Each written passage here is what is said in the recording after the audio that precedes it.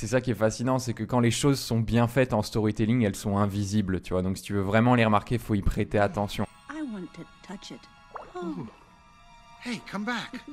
Come on back here. I'm gonna get you. I'm gonna get you. I'm gonna get you. I'm gonna swim with you. I'm gonna get you. I'm gonna be your best friend. Good feelings gone.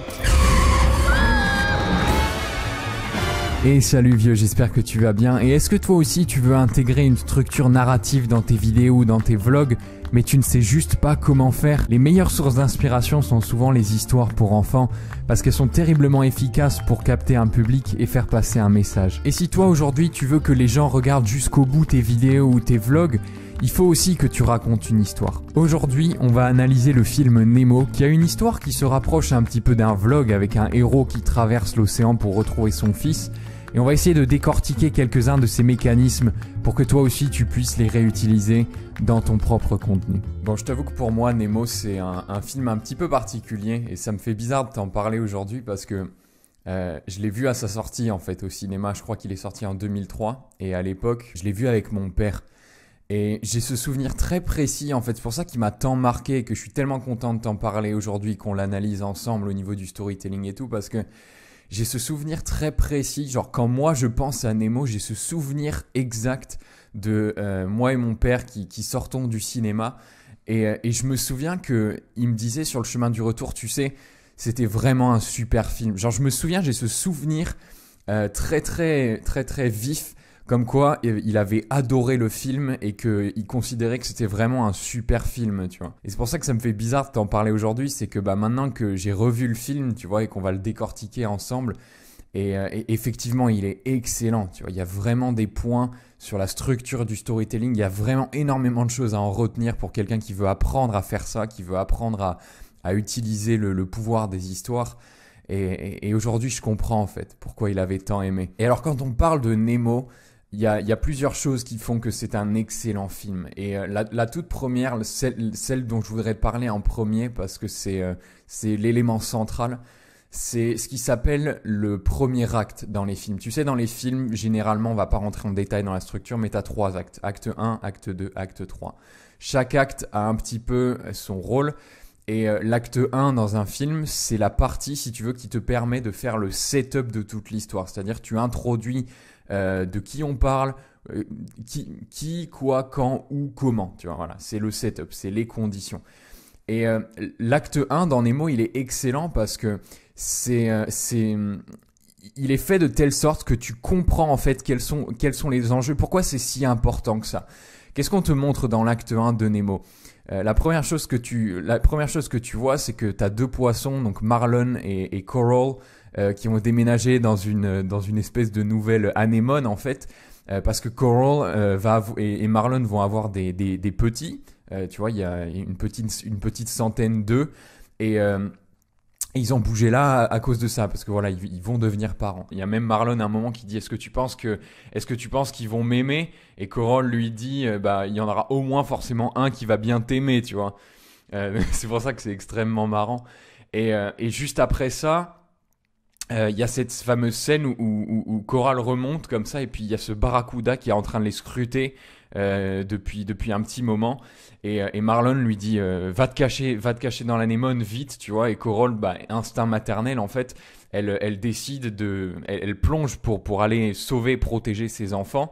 Marlon lui se fait éjecter par le barracuda et il se fait mettre dans les pommes, et quand il se réveille, Coral et les enfants ont disparu en fait.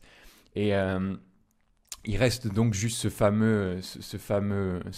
il reste juste un seul œuf en fait dans la caverne où ils stockaient tous leurs œufs, et c'est cet œuf que Marlon va prendre, tu vois, qui dit ne t'inquiète pas, je suis là pour toi, Nemo, tu vois. Et c'est là que ça commence, c'est là que le film commence. Et ce premier acte, il est excellent parce qu'il te montre en fait pourquoi Marlon est si protecteur envers Nemo. Pourquoi est-ce qu'il veut pas qu'il fasse des choses dangereuses? Pourquoi est-ce qu'il veut pas le laisser partir à l'aventure?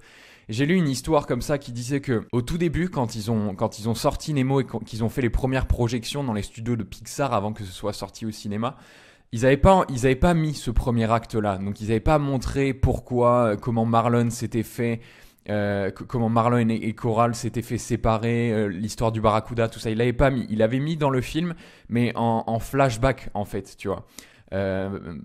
Sur toute la durée du film.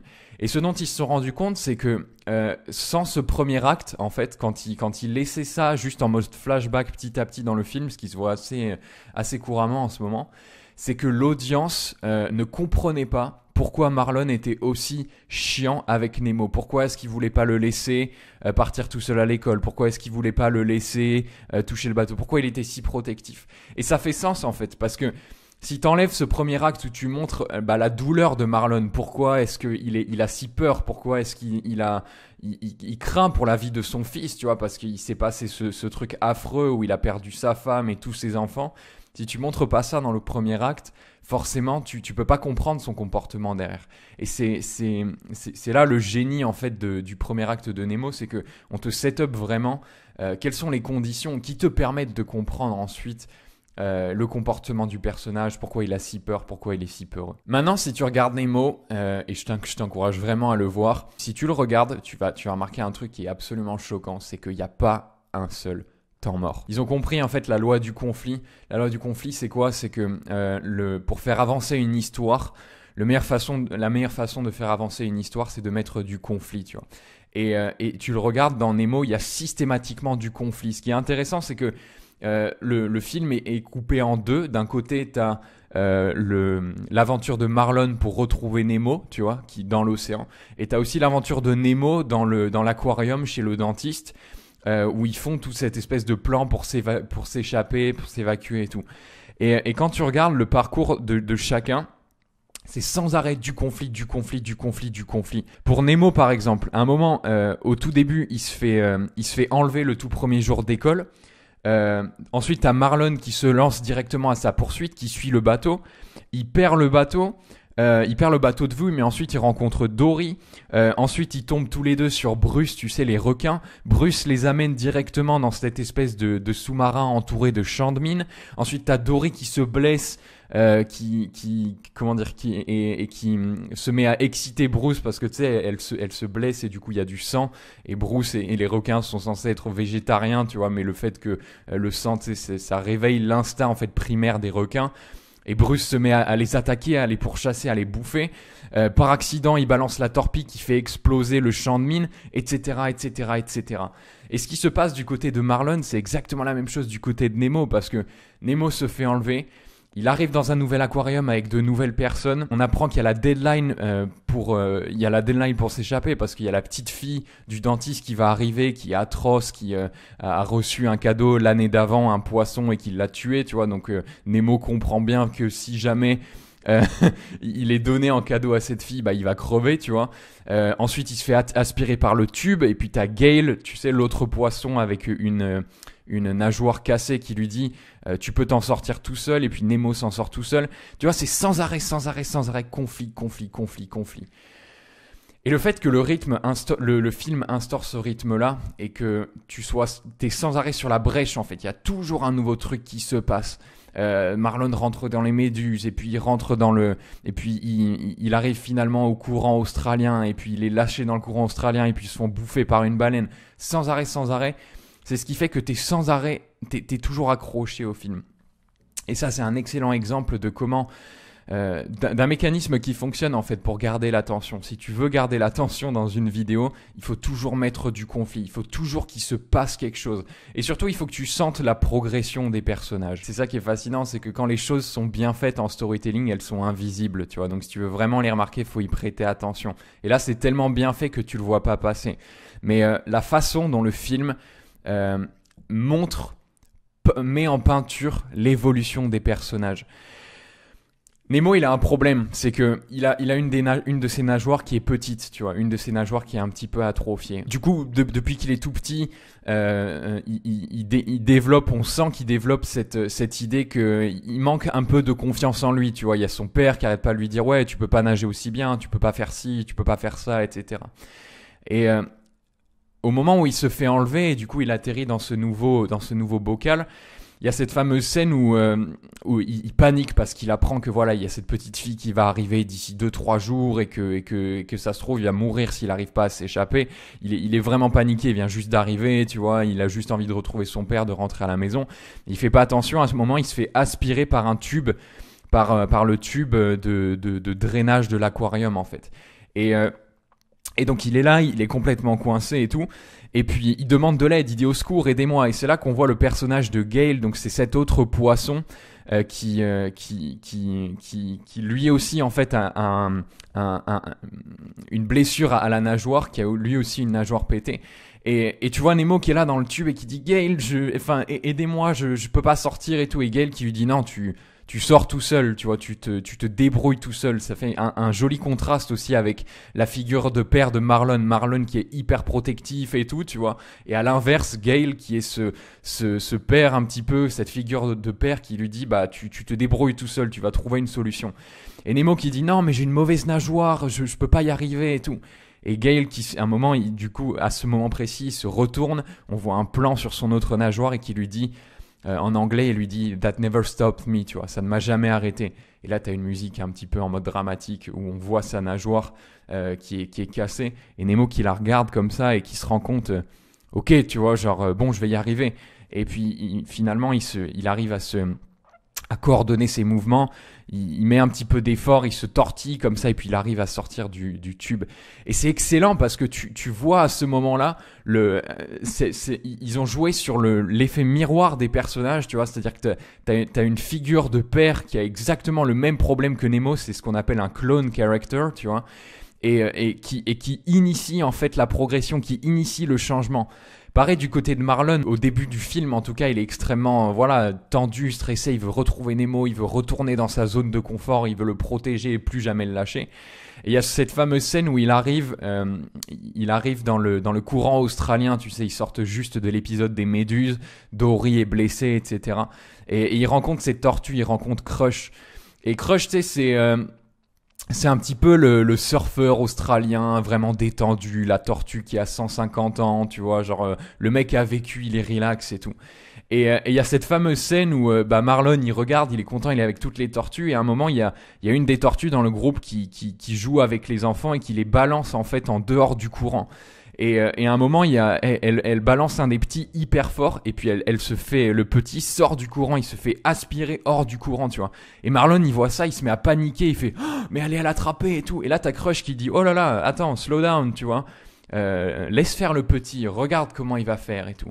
Puis t'as cette scène où tu le vois comme ça, tu vois le petit en dehors du courant, et puis il se met à nager comme ça, il revient et il rentre dans le courant, et puis il est là hyper content, il fait waouh papa, est-ce que t'as vu ça et tout, c'était du sale et tout. Et t'as Marlon qui est là, qui comprend en fait que ah ouais, je pensais qu'il était en danger, mais en fait il a très bien su s'en sortir tout seul, donc j'ai pas besoin en fait, c'est à nouveau cet effet de clone. Marlon, le Crush, c'est le clone de Marlon dans cette situation-là. Et il lui montre qu'il n'y a pas besoin d'être si protectif que ça. Et du coup, ça initie la transformation du personnage. Et toutes ces scènes, elles nous amènent à un climax qui est excellent. Tu sais, dans les films, il y a toujours cette fameuse scène où les personnages doivent prouver qu'ils ont changé, en fait. Et à la fin de Nemo, il y a cette fameuse scène où enfin ils se retrouvent, en fait, Marlon, Nemo et Dory tous ensemble. Sauf qu'ils se font choper ils se font choper dans un banc de poissons par un énorme filet, un bateau de pêche, tu vois. Et c'est un filet comme ça qui les prend par en dessous. Il y a des centaines et des centaines de poissons. Et c'est Dory qui se fait capturer en fait dans le filet, tu vois. Et ça remonte comme ça. Et donc il faut agir vite en fait parce que le filet remonte, donc forcément les poissons qui sont au-dessus, il y a plus d'oxygène, il faut vite agir. Et t'as Nemo qui rentre dans le filet parce qu'il est assez petit. Il a une idée en fait pour agir. Parce que plus tôt dans le film, à un moment, effectivement, il se faisait choper dans un filet, pareil dans l'aquarium. Et puis il y a Gale à ce moment-là qui lui dit Nemo, nage vers le fond, tu vois, t'avais le filet qui le chopait comme ça dans l'aquarium. Et Gale disait à Nemo, nage vers le fond, comme ça tu mets de la pression sur le filet et tout. Et du coup, Nemo, il est là, il dit à son père, écoute, je sais ce qu'il faut faire, fais-moi confiance. Et il y a Marlon qui le tient par la main comme ça et qui dit non, je veux pas te perdre à nouveau, j'ai pas fait tout ce chemin pour te laisser partir ou pour te perdre en fait. Et Nemo qui lui dit mais papa, fais-moi confiance, je sais que je peux le faire. Et c'est là que tu vois Marlon qui le regarde comme ça Et tu vois dans ses yeux, en fait, tu vois toute l'épopée qu'il a vécue, toutes les leçons, tu vois limite la scène avec Crush où il a appris cette leçon que voilà, les petits, il faut les laisser partir à l'aventure, faut leur faire confiance. Tu vois tout ça dans ses yeux, en une seconde, ça défile. Et puis finalement, il lui dit ok, je sais que tu peux y arriver, fils, vas-y, tu vois. Et ça enfin, moi, rien que d'en parler, ça me donne des frissons parce que tu vois que le personnage a vachement évolué. Et pareil, donc ça, c'est l'évolution de Marlon, mais à l'inverse, il y a Nemo à l'intérieur. Nemo qui rentre du coup dans le banc de poissons, dans le filet, et qui leur dit, bah voilà, on va tous nager vers le bas. Si on nage tous vers le bas, si on unit tous nos forces et qu'on nage vers le bas et qu'on attire le filet vers le sol, ça va marcher, le filet va craquer et on va arriver à s'échapper. Et pareil, tu vois cette évolution de Nemo qui au début pensait que il pouvait pas arriver à faire quoi que ce soit parce qu'il avait sa petite nageoire un petit peu atrophiée et tout. Et là, tu le vois qu'il a pris confiance. Il sait que c'est pas ça qui peut l'arrêter. Il sait que même avec sa petite nageoire, il est capable de faire des choses, tu vois. Et du coup, t'as vraiment cette combinaison de l'évolution des deux personnages. Marlon d'un côté qui fait confiance à son fils et qui le laisse en fait faire ce qu'il sait qu'il doit faire, et puis de l'autre côté Nemo qui a confiance en ses capacités, confiance en sa capacité à nager et en sa force en fait finalement. Et du coup il guide comme ça le filet, les poissons vers le bas pour finalement faire craquer effectivement le bâton qui tenait le filet, et puis tout ils s'échappent tous, tu vois, et puis ils sont saufs quoi. Donc c'est vraiment cette scène finale où voilà, est-ce que le personnage a changé? Est-ce qu'on prouve que cette histoire a servi à quelque chose? Et dans ce contexte-là, oui, ça fonctionne. Enfin, on voit à quel point l'histoire a eu un impact en fait sur les personnages. Coucou Egon. Coucou Pa, ça va? Papa, je suis en train de faire une vidéo là Oui. sur Nemo. Tu te souviens de quand on a vu Nemo? J'ai ce souvenir en fait de quand on est sorti du cinéma, et j'ai ce souvenir où tu disais que t'avais vraiment aimé le film, tu sais, en mode, enfin, j'ai. Ah oui. Ouais. Oui, ça c'est vrai. J'avais vraiment aimé le film, ouais. Une épopée père-fils, si tu veux, un voyage, quoi. Voilà, c'était quasiment un truc initiatique. Ouais. Ouais, grave. Non, Et c'est là-dessus que j'avais trouvé vraiment super, quoi. C'est le thème, en tout cas, voilà. Et voilà vieux, c'est la fin de cette vidéo, et j'espère que tu as appris plein de choses sur le storytelling et que ça t'a peut-être donné des idées que tu pourrais réutiliser dans tes propres vidéos. J'espère aussi que ça t'a donné envie de revoir le film. Franchement, Nemo vieux, est-ce que c'est pas un film de ouf? Mets un énorme like si t'es d'accord, et si toi aussi t'es chaud pour te le re-regarder un de ces jours. Un autre truc que tu peux faire, c'est t'abonner à la chaîne si tu as envie de recevoir tous les nouveaux contenus où je t'apprends à créer des vidéos qui génèrent des émotions et qui fascinent grâce au storytelling. Moi, je suis un petit peu un barjot de ça. Je découvre des nouveaux trucs toutes les semaines et j'ai envie de te les partager. Sinon, je te dis à très vite, vieux. Prends soin de toi. Fais des vidéos, raconte des histoires. Ciao.